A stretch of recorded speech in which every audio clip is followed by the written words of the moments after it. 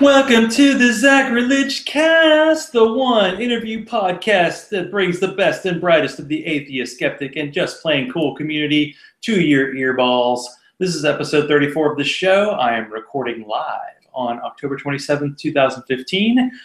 Before we get started, I would like to again thank Nick Morgan-Moore, who hosted 2 weeks ago and is doing a great impersonation of Jesus Choice in Montgomery at the moment.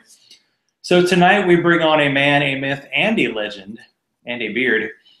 We have Jason Comeau, who is Pastor Roy's disciple, Pastor Jay, a musician of uncommon skill, half of one of the top power couples in the atheist movement, and a beard to die for. How you doing tonight, Jay?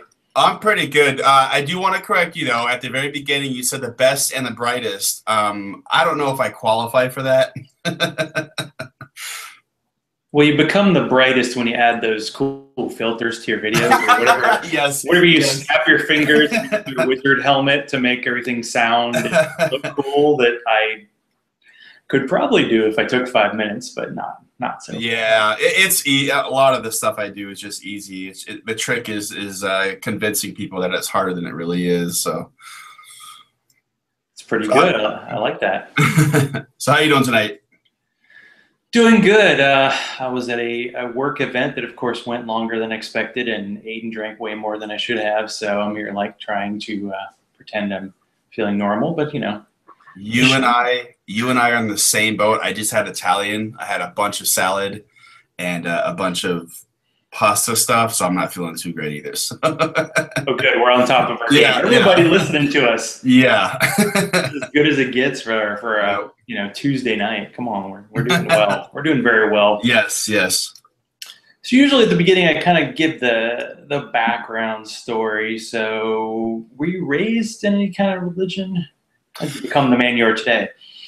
Yeah, actually, kind of in a nutshell, for the first 11-ish years of my life, I don't remember any religion or church.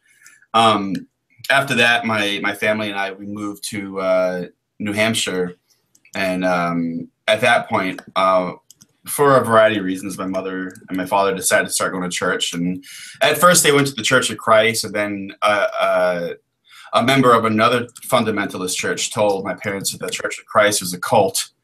And so we started going to Victory Baptist Church over in Londonderry. And I did that all the way up until I went to, I did the Wednesday, Sunday morning, Sunday night. I went to private school there up until 10th grade. And of course I was a teenager, so I wasn't, balls to the wall. I wasn't like hardcore, but I still believed. I still got saved and was scared into believing that if I didn't do what they said, I'd go to hell, that kind of stuff. And then I joined the military, and then throughout the military, I think there might have been a few times where I doubted things, but up until a couple of years ago, I believed in sort of the Baptist version of Jesus, right? And then I met a girl a few years back who was Catholic, and she convinced me that the Catholics are right. So I went to RCIA, and I spent a year studying everything about the Catholic Church, which is kind of one of the reasons why when I debate people, I always correct them on their misunderstanding of what the Catholic Church is. Not that I'm for the Catholic Church, just I hate when people are wrong. And but yeah, then after that, I was so back in the day, I was really big into conspiracy theories, even when I was a believer. Probably everything except for the flat Earth. And after I got confirmed in the Catholic Church, it was like not more than a month later, I was listening to Coast to Coast AM, which is a show that I love back as a conspiracy theorist. And if you guys don't know what that is, it's a paranoia type radio show. It's an AM radio show.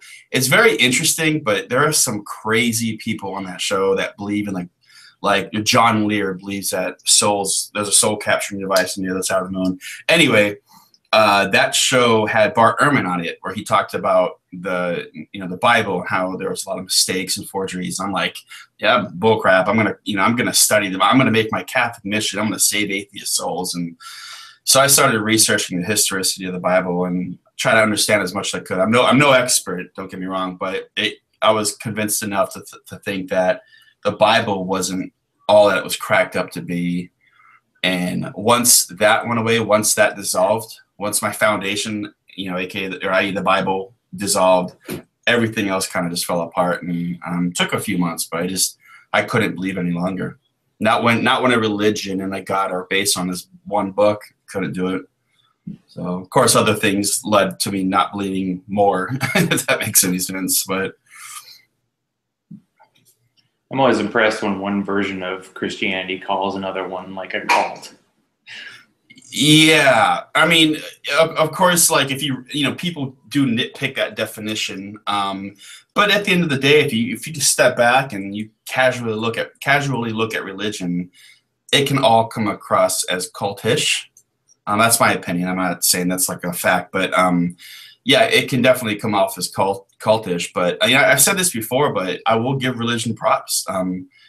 They've been, or especially Christianity, they've been doing a good job at staying solid for the last couple thousand years. You know what I mean? Like, I'm not saying they're right, but they've done such a good job at convincing people, at scaring people, making people afraid not to believe, that out of all the deceptions in history, that is the one thing that I'm just like, wow, you guys fucking nailed it. I'm sorry, I don't know if I'm supposed to cuss or not. It's totally open on this show. Okay, but bring it on. But yeah, that's been like my thought process on that. But yeah, well, it's intriguing because my parents kind of attached themselves to kind of got into the Catholic Church about 10, 15 years ago. And they actually teach RCIA. So, you're wow, well versed on what they're up to every week.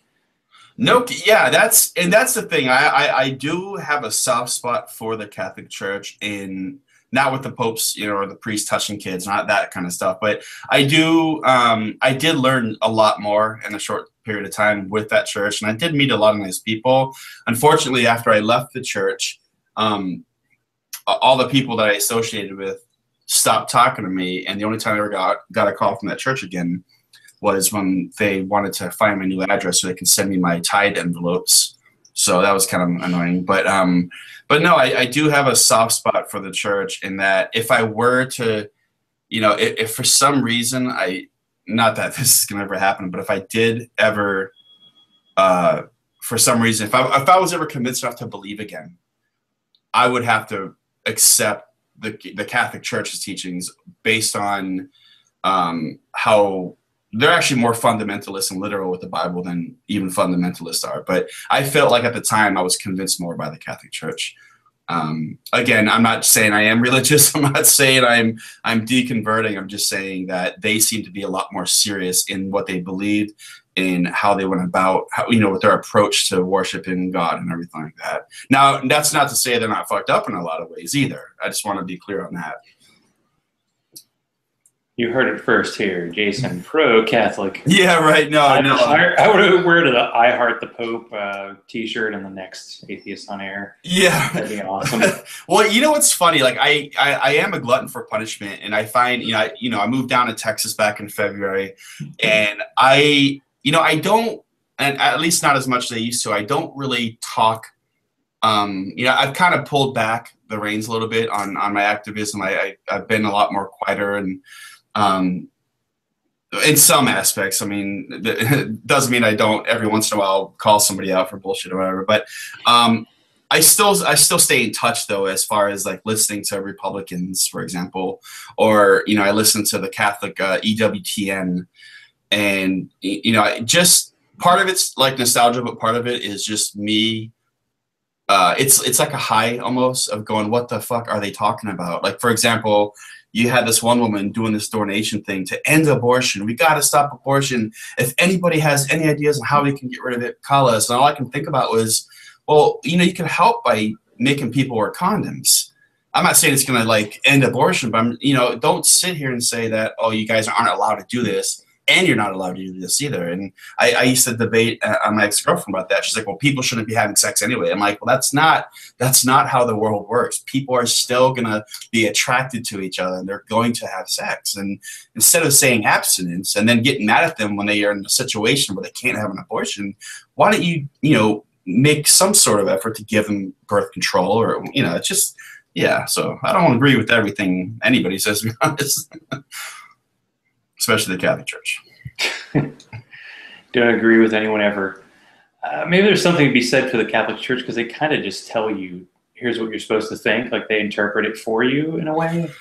At least that's the last time I visited with my parents. I went to church with them a few weeks ago, and the priest was reading about how Jesus said that if you got divorced and got remarried, it was like you were an adulterer. Right. And then he was like, well, that's not, he was like kind of reinterpreting the words of their sort of God. And it was like, wait a second, you just said these are the words of the Bible that's supposed to be the greatest book ever. And then you're like, actually, they're really good at kind of skirting and like joining society sort of like 50 years in the past. They are, but they have, I mean, with the catechism and with the Bible itself, I mean, they follow not just biblical values, but they also follow traditional values too. That's where a lot of the Protestants get, or any other non-Catholics get mad at them, because Catholics aren't sola scriptura, right?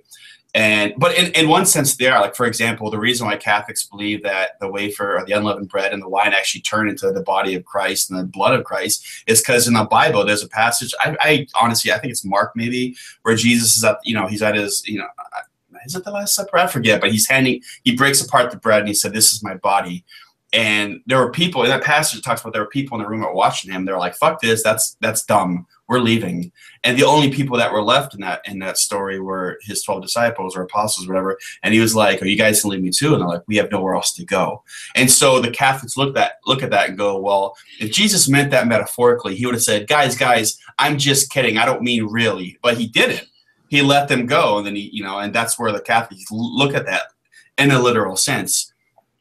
So it's funny because, whereas all the other literal Protestant Baptist sects of religion and Christianity will look at that and not look at that literally.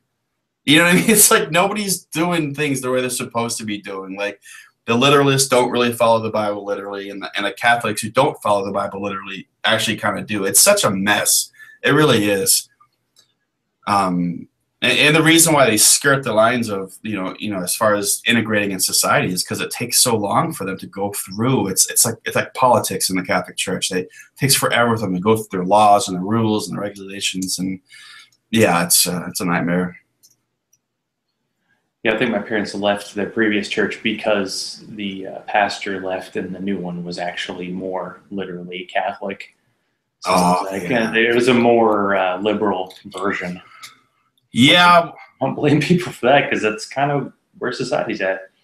Well, even though the Catholic Church is supposed to be a universal church and that, you could go to a Catholic church in your hometown, and I could too, and it's supposed to be the same messages or the same message, there are, variations of how the church is run. Like some churches will play contemporary Christian music, which I abhor. It's too fucking annoying and happy. Oh, man. And other churches will play like a dark Middle Ages, the organ and the really sad sounding choir. And I kind of gravitated towards that, obviously. But they do, like, if one priest leaves, yeah, you're right. A lot of Catholics will either like leave altogether or go to another Catholic church where they get along with that priest. But that's religion in a nutshell, though. It really is, like, whether it's the priest or the layman that go into the church, people decide what they want to believe, what feels good to them. No matter what denomination you're in, whether you're Catholic, Mormon, or whatever, everyone makes up their own rules and decides this is how I want to believe in a God based on one book that God allegedly wrote on how to worship him. Doesn't make any sense to me. Yeah, I can't remember who posted the quote that there was no real way for humanity to translate scripture into one, like everybody's going to have their own translation of what it means to them. And it made me a little bit scared that I was in one Catholic church in Nashville, Tennessee. Like, there are more people in this building than there are at a well-attended atheist convention. And there are thousands of them in this city. Maybe not thousands of Catholic churches, but thousands of churches, definitely. We're in the South. You're in the special South there in Texas. Huh? Yeah, very special South. You chose on purpose to move to Texas? What's that all about? Rachel. Rachel and I, we did the long distance thing for a while, and I just decided I wanted to come down here. I knew based on both of our situations, it was easier for me to move, and I really wasn't tied down up in New Hampshire. I mean, I have family up there, which are amazing, but I just wanted to try something new, and I came down here. And her and I, we have a house together now, so it's really good. She's playing Metal Gear Solid right now, and that's why she's a keeper, because she plays video games, amongst other reasons. But yeah, I mean, when it comes down, oh, go ahead. Were you gonna say something? Well, I mean, this is a great time to bring up this, one of the great romances in the atheist community. It's so cool to a couple weeks ago, it was Nick Morganmore and Zandy who had met literally as far as two human beings could live on Earth and get together. Yeah. You two had a slightly shorter distance, but how did this all work out? How did you two meet and all that? Well, I was I actually got a gig working with David Smalley at Dogman Debate, and I ended up taking the role of the producer, and so that involved a lot of things actually, and at some point, because she wasn't on, but I think for the first couple episodes, because part of my duties on that show was to kind of be the guy behind the scenes up from, he was in Garland here where I live, and I was up in New Hampshire at the time. And, I would turn on my computer and make sure the drops went in pretty well, make sure everything ran smoothly. I'd call guests before they came on the show. And so I didn't have really a speaking role on the show. I was just more the behind the scenes guy, which I was happy with, because that's kind of what I do anyway, as far as music and audio production. But she comes on, and, it's funny because I remember thinking, I want to send her a message, but I'm not a big fanboy kind of person to anybody. But I thought she was cute and everything, but I just I held back. I didn't say a lot. I didn't say anything to her actually. And then one day, I think it was during an after show, I said something and she disagreed with me, and I was thinking, oh, this would be a good time to send her a message. And because I thought about what she said, I was like, oh my God, she's right. And I had to go to work that night, so I was getting ready, and I went to send her a message, and she messaged me first. And for a long time, it was just a friendship. It was her and I just talking, and I was kind of surprised. Someone of Rachel and Hannah Brown, she's sending me messages. So it was cool. We ended up building up a mutual respect, and it got to the point towards the end of the year. She came up to visit me. And then we hung out, and then I think it was at that point we decided, hey, we're kind of a thing. Let's make this happen. And so she went back to Texas, and it was just a long distance thing. I went down to visit her during the Dogman Debate. They did a 24-hour live show, and I spent most of the time with them, but I spent as much time as I could with her, And then she came back. She came down one last time, or she came up one last time to visit me. And then it just out of the blue, she's like, hey, you should move down. And I was like, yep. Then it just, it took a few weeks, and I grabbed my stuff and I moved down here. So it wasn't slow, but it wasn't fast. But I think we were both confident in each other, because we would talk every day, and it's I moved up down here in February, and we've been solid ever since. She somehow puts up with my irritability and all this other stuff, but it's working really good. Yeah. Well, I'll have to get Rachel on. Perhaps she'll have to answer the question. So, she'll say everything opposite. She'll say that. No. Well, when I had an interview a few weeks ago with someone who used all three names, I was like, well, when it comes to a guy and you use all three names, that means either you're a serial killer or you tried to assassinate a president. But when a woman does it, I don't know. I don't know what that means. So she's a Rachel Marion Brown. She's not Rachel. No. Well, she names. Yeah, well, she did that because at the time when she was becoming more, I guess, popular is the word to use, as far as her status in Dogman Debate and the science and evolution. The last name of Brown, she thought was, there's a lot of Browns that she didn't want people to get confused, so she figured she'd just add that middle name to make it more, to make it stand out. So people were looking for any information on her, it would just be right there. Okay, well, you can put in a good word for her. We'll get her on for an interview. All right. And then we'll check your story to see if it's yeah. It's gonna be completely opposite. I just she's gonna say that like she was just hanging out one day and I just showed up on her doorstep. I'm like, woman, you're mine now. Stalking does pay off, everybody. Yeah. Now, this is usually the point of the show. About a third of the way through, I'll do a quick live read. The show I want everyone to take a listen to this week. Barroom Atheist. Bill Robbins does a tribute to his dad this week, so take a listen to Barroom Atheist. Mm-hmm. And not just because they're the first show to let me on, but because they're good friends, and that was a tough one for Bill. So take a listen and then have a drink. So welcome back. That was a quick one. Anyway, so how did you get hooked up with Atheist on Air? Okay, so it kind of started back when I was actually, let me back up even further. At some point, and I'm going to do the best I can to remember this, at some point, Cash and I started talking, and I think it was either a result of my Pastor J videos or just me messaging him a lot. He's a stand-up individual. He's one of the few people I look at as a I'm trying to think of the word, as a template for how atheists should be, or not just atheists, anybody. But I've always admired the fact that he didn't care how big he got or how famous he got. He would plug people's shows. He talked to anybody. He'd help out anybody he could, and I always respected that. So I kind of like. He was always on my radar, so to speak. And so we kind of knew each other then. And then as I started doing my Pastor J videos, I included him, the Pastor Roy.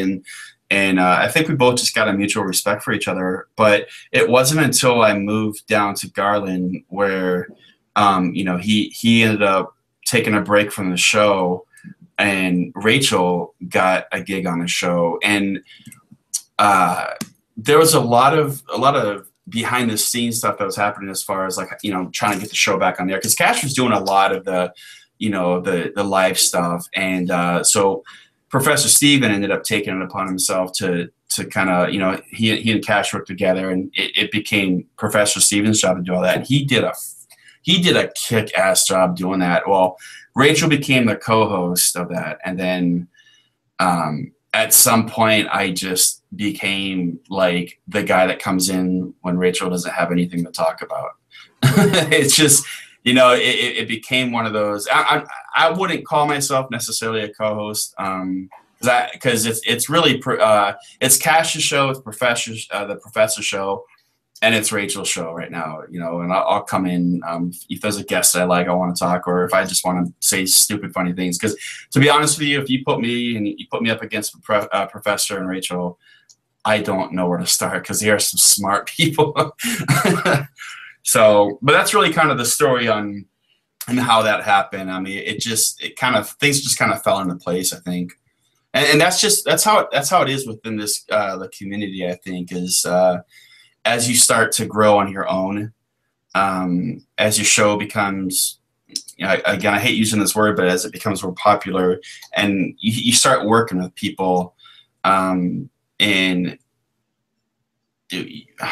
we kind of just start to know everybody, I guess, is the best way to explain it. And so, you work with me, I might know somebody, and then I could, get you that guest, or you might know somebody that could, work with me on something. And that's basically how that happened. So that and luck. It can't be an insular community. I mean, you definitely hear a lot of people on each other's shows. Yeah. If you listen to them enough, you go, oh, yeah, that person, yeah, they're on each other. Or people do the little trade-off where they're on each other's show the same week. Yeah, of course. Yeah. It's part of the game. It's fun to do as well, to be on the other side occasionally. So Pastor J was actually pre-existing. When did this begin? It started last November, I think. It was like November. I think my the first upload I ever did was sometime in November. And it never was supposed to be anything. And it's not that it's anything big anyway, but it wasn't ever supposed to be like this thing I was going to do on a weekly basis. I do music. That's my thing. I write music. I live and breathe it. And with the Pastor J, I think, came about as a result of my frustration. with at the time with Christians and the extreme Christians and the things they would say, right? And I noticed that, you know, as I'd watch atheist videos, I started to get turned off by most of them because they were just angry all the time. And I want to be clear, I don't have an issue with if somebody's angry about a topic, but it's how you present it, right? If you can present it, and this is a personal thing, it doesn't mean I think overall like you're bad if you're angry, right? This is just a personal thing. But I feel like if you're angry, but you're kind of funny about it and sarcastic, that attracts me, right? And I wasn't getting my fix by watching anybody at the time make fun of things like the girl that was saying Monster Energy drink was from the devil, or by that Megan Fox character that was going to the museum. And I think I had a breaking point at some point where I was just like, I'm going to make the dumbest video possible. With a Monster Energy drink woman, I decided to agree with her, but one-up her by saying Rockstar is the actual devil's juice. And my friend and I, Jeremy Stevens and I, we scripted another show where we made fun of Megan Fox, where I agreed with her. And I'm not good at satire, or at least I didn't think I was. I'm not really, it wasn't anything planned, but then I just started getting this itch to just make videos and to make fun of commentary in my own way, and actually played the part of a pastor. And it evolved to the point where I figured if I can make myself sound as dumb as possible while touching on the same points that these legitimate pastors touch on, my hope at the time was maybe someone will watch my video and then watch their video and go, no, that sounds just as stupid as Pastor Jay. And then it would, and my hope would be that it would delegitimize, what these preachers were saying. And so I just kind of went off on a long tangent, many videos long. It's like almost 140 videos now. And I started doing videos in the Fine-Tune universe, where Rachel helped me out with that. Most of my videos are scripted. Because I'm not that, like, I look at people like you and people that do like live shows, and like, you guys are amazing at what you do, because I can't pull shit out of my ass to save my life. But like the driving with Pastor J videos, that's just me saying random shit. But most of the stuff is scripted, so I'd have script writers help me. They'd write funny stuff, and I would add to it or take away. We all kind of work together as a group, because I didn't want to be that YouTuber that made it about me.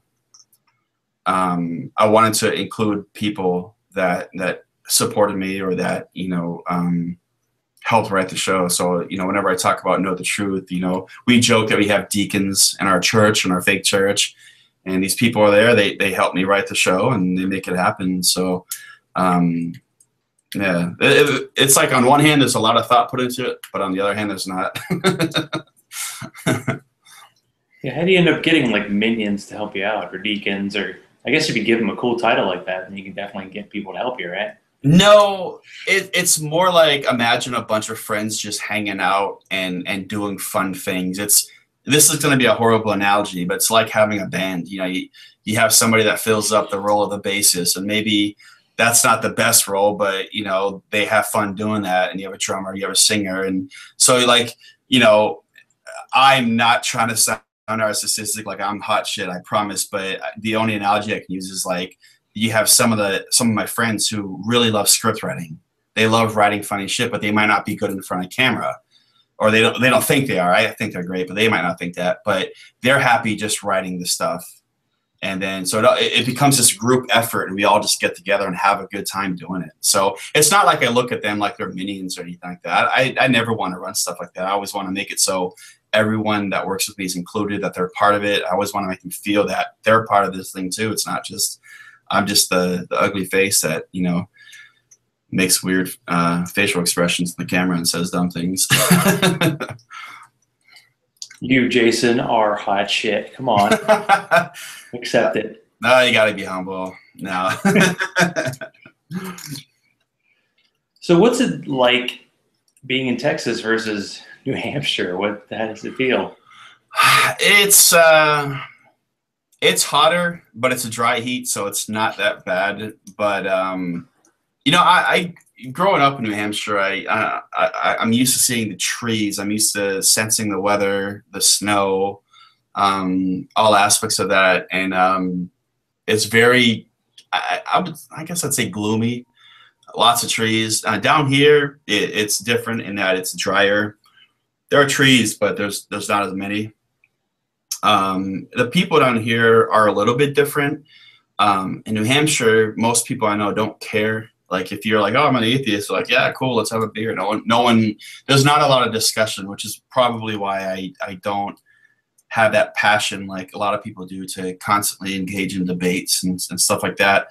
But down here, it's like everywhere I go, everyone, I mean, I don't really know a lot of people down here, but I go to work and there's, I got the co-owner of the company talking trash about gays in the military, talking about how he's a hardened Republican. I'm like, I don't know how to approach this. I don't want to debate him, but it's like I don't want to sit there and like adamantly agree with him just to keep my job. So I kind of have to like shift the subject to talk about different things, and then I got other guys walking by, making fun of transgender people, and it's just, I don't know how to respond to that, because it's just like there are people that are good at doing that, engaging in the debates, but me, it's just like I don't know what to say, because it's not that it's scary, but it's I'm not scared of Texans on here. But when you drive a Toyota Corolla and everyone owns a truck and they got virtually America like blasted on the back of the license plates, you're just like, I don't know what to say. Yeah, trucks are different. I mean, I live in Atlanta, but it's still Georgia. And all I know is on trucks, that's where people have the like honorarium of people on there. And then the ones who have the Calvin either praying or with an M16 and pictures of like assault weapons. Like, that's not quite what the Second Amendment is, but okay. Let me just steer clear of these vehicles. Well, what's really funny? I was saying before how I was big into the conspiracy theories back in the day. I was also and let me try to phrase this right, a non-educated Republican, meaning that I was a Republican, a staunch Republican. You're a Republican, sorry. But yeah, but I wasn't. But I didn't really. I followed politics, but I only listened to the right-wing shows. So that's as far as I knew politics, right? So I listened to Limbaugh, Bill O'Reilly, Sean Hannity, and at the time, my favorite was Michael Savage. And Michael Savage wrote a bunch of books, and if you'll notice a trend amongst for example, those Republican radio show hosts and Kent Hovind, and in fact, if you watch Armored Skeptic's latest videos on the flat Earth, he thought, the guy in a video that Armored Skeptic basically debunks, the guy in the video acts like Kent Hovind, where he's like, "Oh, that looks stupid. You're stupid if you believe that," and that's their rhetoric, right? And so Michael Savage had this like liberalism is a mental disorder. So for the longest time, I had this really bad image of what liberals were. I'm like, oh, that's blue, that's dark. They just New World Order. They want to conspiracy, blah, blah, blah. And it even carried over into when I became a Catholic. I voted for Romney for the simple fact that he didn't like abortion as much as what I thought Obama did, right? Yeah, I voted for that, which is why it's scary and why people need to understand that people will vote based on one little silly thing, because I do that, But anyway, as I became as I started growing into my atheism, right, I stepped away from the whole political realm of things, but I started to realize that as I would listen to shows or to the news or whatever, the liberals started making more sense. I'm not saying I'm I'm anything, because I don't care about politics, but I am saying that too far left, too far right maybe isn't the best thing. But I did notice I agreed with liberals more than I used to agree with Republicans. And now that I'm on this side of the fence, for the most part,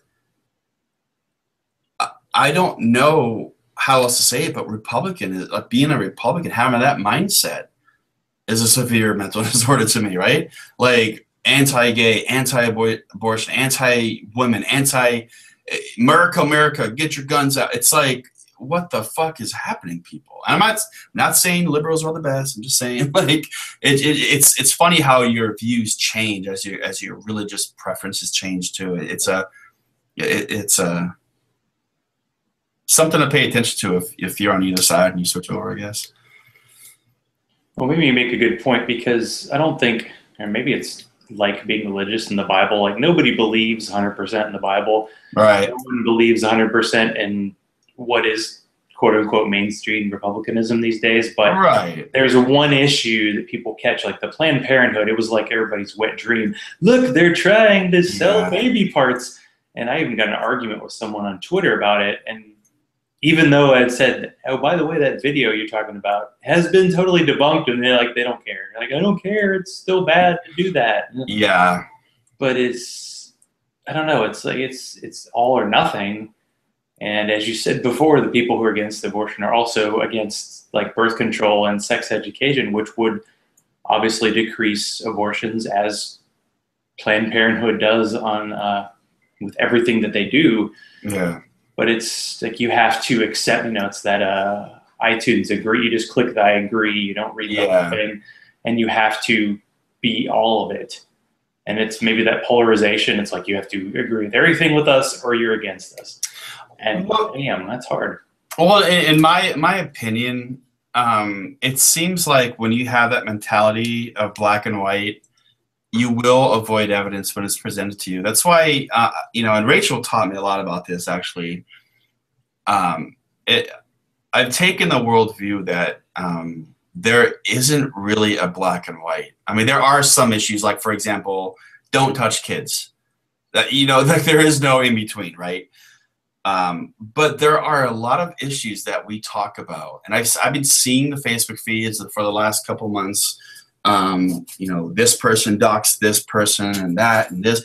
Hell, I called someone out for something stupid and minor too. I'm not innocent of anything, but I noticed though that the people that tend to take more of a gray scale or gray area approach to life tend to accept the evidence when it's presented to them, versus the people that have their minds made up, are the people that seems like they won't accept the evidence. Like, if you watch, again, Armored Skeptic's video on the Flat Earther, this guy's making fun of all the evidence. Not Armored Skeptic, the other guy is making fun of the evidence that's presented to him. Like, for example, there's one video where there's this boat going over the horizon and it disappears, and he's like, oh, that's not real. The camera's moving up and it's making the boat, or it's moving down and it's making the boat look like it disappeared. I'm like, this guy doesn't understand basic science, doesn't understand most things, yet he won't open up his mind, and then he calls us stupid. And I don't know where I was going with that, but it's like the people that say that evolution isn't true, even though they don't understand it at all. Yeah, like and these people will regurgitate arguments that have happened in the past, because they seem to forget most internet debaters. And most debaters, it isn't their first rodeo. They've done this before. And so, one of the things, this is why I kind of shy away from debates, because it's like I've heard it before. And so these people will go, take a battle stances. The next thing you know, it's on guard. They start this little internet debate fight or whatever. And it's like, you'll have the atheists, or you'll have the Christians say, use Pascal's wager. And then you'll have the atheists debunk it. And it's like, you guys have said it, like, I don't know what's happening, because you guys are saying the same thing you've said in the last 10 debates you've gotten yourselves into. And forgive me, how did this start? How did this part of the conversation start? What did you say right there? We're just kind of wandering. I don't know. It's just, the black and white view of the world. Yeah, in a nutshell, I'm not trying to harp on people that debate it. I'm just saying that it just seems like people will take a side, stick to their guns, and there's not a lot of thought process going on, and it's frustrating, for me, which is why, again, I step away from a lot of that stuff, because it's like there's not a conversation happening anymore. It's a fight. It's an argument. It's a you're dumb for this, and you're dumb for that, and you're wrong for this, and it's like, come on, like, and I feel like that carries over into just the world today. It's just there's a lot of fighting. There's a lot going on this planet, and as an aside, we're focused on a lot of the wrong things, I think, you know.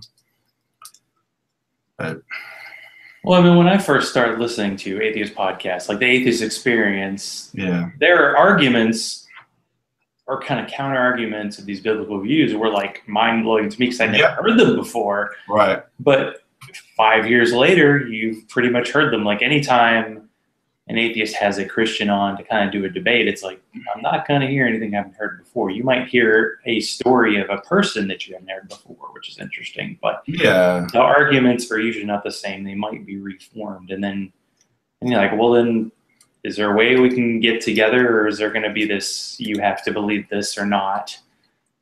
Well, to survive in our society. Yeah, and to be fair, too, these people that do these types of podcasts, they do have a place, and because every day there are people that are questioning, there are people that are on the fence about, you know, that they have a lot of questions, and so just because I might just be like whatever about it doesn't mean that they're not important. Like shows like the Atheist Experience, shows like Dogma Debate, shows like hell, you name them right now. I mean, they all serve their purpose, and they do a good job at helping people that don't know where to go because their family's not going to tell them. So they do have a purpose. I think what I was kind of talking about more, it aren't necessarily debates between Christians and atheists as much as they are debates between atheists, for example. I'm seeing a lot of that in this movement, and it burns me out, you know, and it's like they're not conversations. It's new stuff, so it kind of intrigues me as far as like, what are they talking about? Okay, these are the two sides, blah blah blah. But it just, you know, it's advanced atheism, if you will.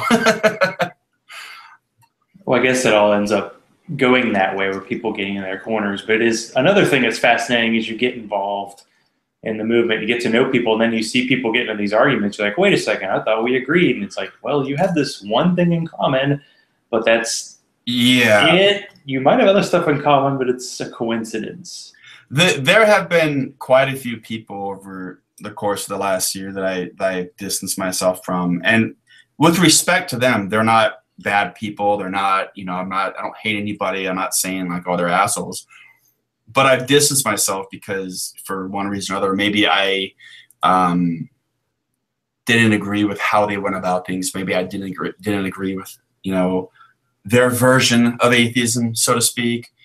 Maybe I didn't agree. Like, for example, like if, you know, angry atheist, maybe it just wasn't my thing, and I just distanced myself. But again, not to say these people are bad or I'm right and they're wrong, but yeah, you get into that mode. You meet people, and then you lose people, and you meet more people, and it just becomes this, you know, up and down thing where one day you have 1 million atheist friends, and the next day you have 3 because of something that happened. And I'm guilty of it too, you know, like I'm just as bad as anybody else has been in that situation. So,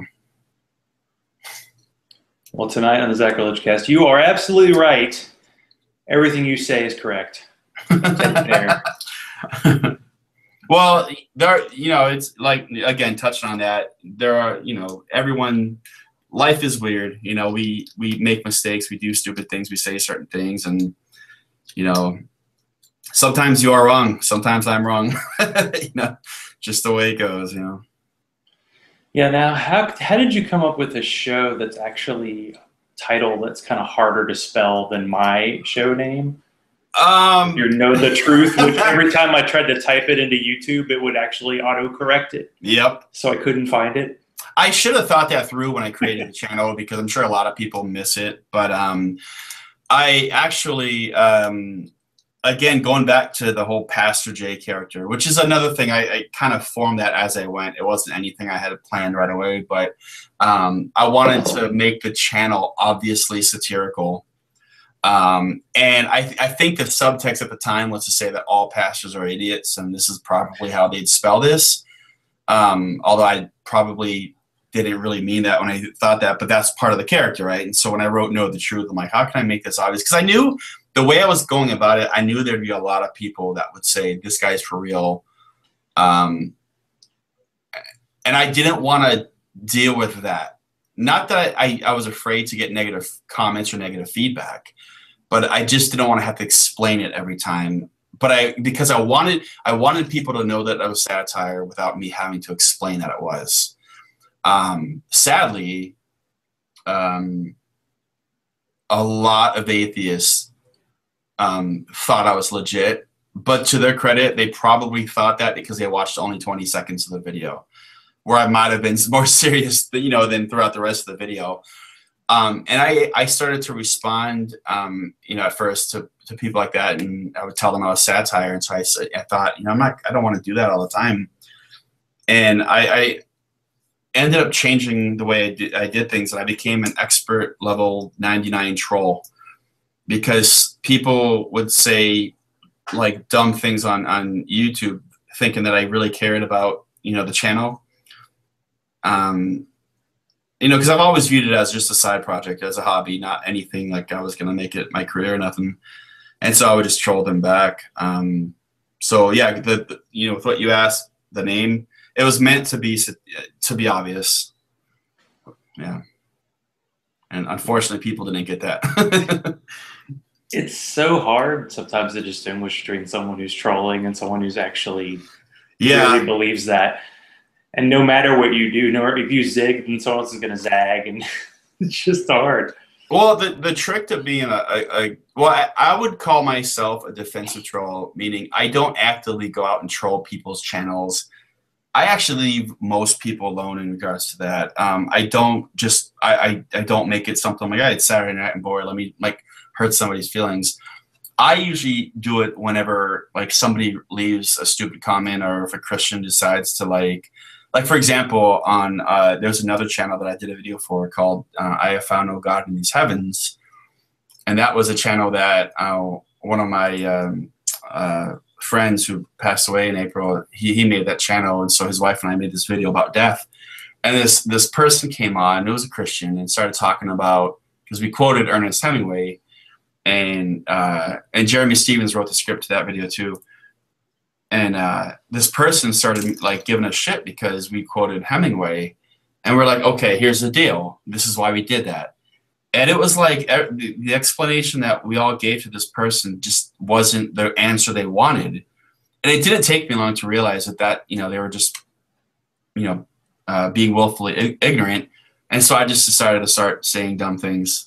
That's where I started to troll, because I just couldn't take it seriously anymore. If I'm having a conversation with somebody, or even a debate, and I know they're not listening, I give up. I can't entertain it. It's just not something I'm going to do. But going back, I don't think we're over there, but going back to the whole satire thing and what I did and why I do it, every one of us that work on this channel, we try very hard to make it maybe not obvious, not glaringly obvious, but obvious enough that I am just fucking around, right? But there's a lot of people out there that do satire who, not that they're not funny, but they're not effective. Like that Christian Claire girl, remember her, the Dino girl? The girl, huh? I don't think so. This is a few months back. She even debated R and Raw at one point and called Rachel out for being a faker. But she's the one that was she does the Christians against dinosaurs thing. Oh. I strongly believe, to this day, and R and Raw disagrees, but I firmly believe that she's a troll, or she's trying to be satirical. But where she falls short is she's too serious about it. It's not funny anymore. And even though I think she is trying to be satirical, it's annoying to me because it's not, it's got to be obvious. If anybody wants to do satire, it's got to be somewhat obvious. What's that? America's Best Christian? What's her name? She's amazing.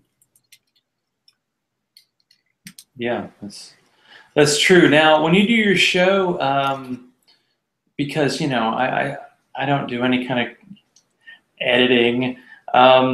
Is black and white slimming? Because I kind of like that view of on your videos. What do you mean by slimming? Does it make you look thinner? Yeah, exactly. Oh, I've just gained weight over the last month or two. Too much Italian. So black and white. Yeah. Is it horizontal stripes? I forget. Anyway. Oh yeah, I don't know. I can't remember if it's vertical or horizontal. But no. I use, like I said before, I used a Pro Grit I use Final Cut Pro, and there's a company called Pixel Film Studios, and their plugins are really, really cheap. And I use ProGrid. I started to use black and white because I got lazy. But I would just drop in the ProGrid filter, and what it does is just makes everything sharper. And black and white was just like the one because again with the Pastor J videos, I mean, from the time I recorded something to edit it, to editing it, I can't even say that word, editing it, and then posting it on YouTube probably would take me a couple hours. Like, just because I had a routine, and I wanted to make the videos as simple as possible while at the same time looking somewhat good, And so as far as I mean, if you look at the older videos, they're not all black and white. So I forget what filter I don't think that was a Pro Grit filter. I think that was like some kind of Venetian something. I don't know. There's lots. So have you reached 100 boyfriend points yet? A couple times I have. I'd have to ask Rachel. I think most of those boyfriend points involve late night ice cream runs when she's playing video games. But yeah, I reached it like once or twice. But for the most part, I hover around like 95. You're almost there. Almost there. It fluctuates. You have to watch every single Pastor J video to get that joke. So we're not going to give it away just yet. Get a little content, something for you to look forward to. I mean, the videos are relatively short. You could probably watch them all in 24 hours straight if you just went for it. So yeah, there's I think I only have like one or two videos that go over like the 20-minute mark, and I think one of them is Joey Kirkman's book review where Rachel and I do that together. Does nature prove God exists? Those are all like within a couple minutes. My driving with Pastor J videos are within a couple minutes, and the rest of them I try to keep it at 5 minutes because someone told me when I first started this, you don't want to do long videos, and I realized, yeah, that might be a good thing because I mean, it is hard, especially for YouTube watching. It's hard to watch to watch long videos. I mean, it's not like you're watching some sitcom. It's just a YouTube video, and so yeah. Can be difficult. I know if I find a video I like, unless it's Armored Skeptic. I know I've been giving him a lot of props today, but I generally, if it draws me in, I'll watch it all. But if it doesn't, I'll just walk away, watch it later or something. Now, I'd hate to have you speak for someone else, but if you asked Rachel who played the creationist role better, Pastor J or the time that Aaron Ra played the creationist on Dogma Debate, when they had a debate? That is a tough question. I think Aaron would do better in that he would give legit arguments, because he's debated so much, and he's a good debater. Whereas I think I would also do maybe just as good a job, but maybe not as just as good of a job, because I would approach. I listened to this bullcrap for about 20 plus years, so I know most of the arguments. And I've even like ventured off into water came from Mars, or Mars got its water from us. So like I could approach it from a more comedic way. I think I'd represent pastors or creationists better than Aaron Ra would. But as far as the debate, Aaron would probably kick my ass. I just remember that particular one with Aaron Ra just because Rachel was pretty drunk. Yeah. On purpose, I think. I think Yeah. she's like, I can't debate this guy. Okay. I'm going to have a lot to drink. Okay. Yeah. Yeah, that's all good stuff. So you offer your talents to other podcasts as well, your musician skills? Yeah, that's funny. I have a website. I just created a website about a month ago. I had a Bandcamp site, but I wanted to make it more legit. And it's called aloststateofmind.com. That's all one word. I have how many albums do I have? I have like 6 or 7 albums up there, but one of them is like a singles thing, which the songs aren't mixed. But with all that being said, a lot of the music that people have found have been songs from those albums. I think Kelly Wright from the Gaytheist Manifesto is still using music. I know Bryce from Naked Mormonism is either going to be using a song or working on a song for him. We haven't got in touch yet, but yeah, my music's gone around out there. And I'm working on a new album right now, which hopefully will be out by the end of the year. I'm approaching it differently, but my music is very dark. It's completely opposite of what Pastor J is. It's dark and brooding and depressing, but I feel like a lot of the music I write does have a lot of, podcast worthy intro music. I've also written music for Atheist Apocalypse too. I did the first 2 episodes, and I haven't listened lately, so I don't know if they have any new music. I think they're still using the intro and outro music, but I hope they're all doing amazing. I for other reasons I had to stop doing that podcast. One of them, I just wanted to hunker down and focus on this music, because I have so much music that I haven't put together yet. Like, it's on my hard drive, but it's not it's not mixed, and it's like I want to get all this out before something bad happens to me, and I don't. A little nihilistic thinking there. Once you're finished, will there be a tour? No. I mean, yeah, it's funny because I was in 2 bands back in California, and I was a bassist in both those bands, and they're fun bands. But I thoroughly enjoy working with people across the board, whether it's Pastor J or website or whatever project I've put upon myself. I enjoy the help because I stick by the motto of it takes a village to raise a child, But as far as the music, a lot of times I'm stuck in this situation where it is just me doing it. And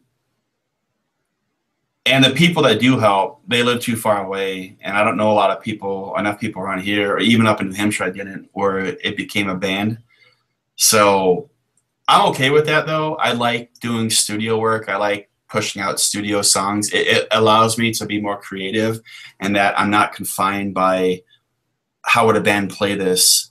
If I wanted to add a 3rd or 4th guitar into the mix, I could, even if it is just ambient noise, and I can get away with it, and I can make the music more, I guess, epic, if you will, because I don't have to worry about, will the band be able to play this?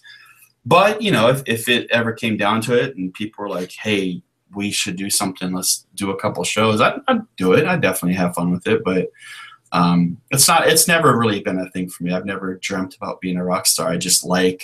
I like matching the music to how I feel, and then making it and then posting it on websites and having other people listen to it. Well, it's cool to hear you on the shows, because I feel like a lot of people end up playing that default music from one of those Mac programs. Was it like the video program that I think I've used once or twice? Yeah. Well, my thing is royalty-free kind of music that people. My thing is too, in regards, like I do enjoy being part of the atheist movement, even if it is from the backseat, I guess. Again, I've always had that, studio producer kind of mentality versus, let me be the rock star mentality.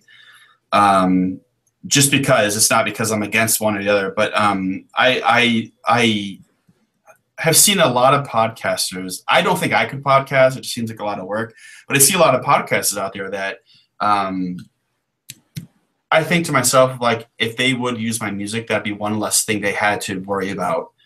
They could focus on their podcast now. And I also feel like music adds so much to what a podcast is. And if you have, crappy music opening up, it's going to set the tone for the rest of the show. And because there are plenty of podcasts that have great music out there. I feel like if I can provide original content, all I care about is that if they give me recognition, say, hey, this is where this music came from. That's all. I'm happy with that. And then at the same time, it helps their podcast because, the music bumps them up, makes them more professional sounding, if you will. And I love doing that. And so I'm always, people know if they need anything, they can come to me, and I'm usually more than happy to help them out with it. Yeah. Well, I was thinking me singing poorly at the beginning of my show could really use some squealy guitars, so we might have to collaborate on something. It's the only song I have. It's a song. So you did mention your site, but how can people find you to keep track of the one, the only, the Jason? Okay, so I have a Twitter, but let me real quick. I wasn't prepared for that. I do want to say, again, just most of it's due to this album that I'm working on, but I've taken a backseat as in regards to, like, posting on Facebook all the time or being active within the atheist community. And again, it's nothing to do with anything as far as, nothing bad, no drama. It's just I'd rather just spend my time, like, just really getting this album worked on. So if people don't hear from me a lot, I'll be in and out. I'm not sure when I'm going to do the next Pastor J video. I'd have to reinstall Final Cut Pro to my computer. I had to do a lot. I had to reinstall. I'm sorry, I'm doing two things at once. I had to reinstall Yosemite because my computer crashed. But at some point, I'm not done with Pastor J, but I think my passion has been redirected. But if you want to find me on Twitter, I'm pretty sure it's Know the Truth, but it's spelled KONW, the, and then TURT. You can also find that on Facebook. And of course, my name on Facebook is Jason Comeau. And if you want to listen to my music, you could either go to loststateofmind.bandcamp.com, but use that as a last resort. The main website where all my music is going to now is loststateofmind.com, and you'll hopefully it's easy to go through. I've been posting people's art, people's poetry, but most of it's my music, my albums. I have a blog on there. You can sign up for a mailing list too. So if you want to know, like, if I put out a song and you guys want to hear it, you can. But yeah, that's pretty much it. Oh yeah, on YouTube obviously. But just make sure if you go to YouTube and you type in Know the Truth, like Zach said, it's gonna ask you, did you mean Know the Truth spelled the correct way? No, just say no, you meant KONW the TRUT, and you'll find all of my videos and all of my craziness. Well, first, I'd like to say thanks for being on the show, and definitely no reason to apologize if you can't be active. I think people just need to be as active as they can, and sometimes life intervenes. And if you have some other passion that's more important, or life just happens, then do that. Yeah. There are plenty of us. There aren't that many of us, but there are enough. Enough. People are going to pick up the slack and cover the bases, and then some enterprising young interviewer will get you on the show so you can speak your mind and not get in any more Facebook fights for a little while. So thanks for being on the show, and for people listening, because I love to put this at the end when no one is listening, follow me on Twitter. You see how to spell it right there. It's like Zachrilege with a Z, and then there's an H in there. Yeah, I really make it easy for you. So like my Zachrilege Cast page on Facebook, send all hate mail to zachrilege.cast@gmail.com. And also, you want to support the show, like my fine Patreons, go to patreon.com/Zachrilege. Be cool like human, TUD, and no religion required. But thank you to Jason for being on tonight's show, for being flexible with your time. And everybody stay skeptical, and good night. Yeah, thank you.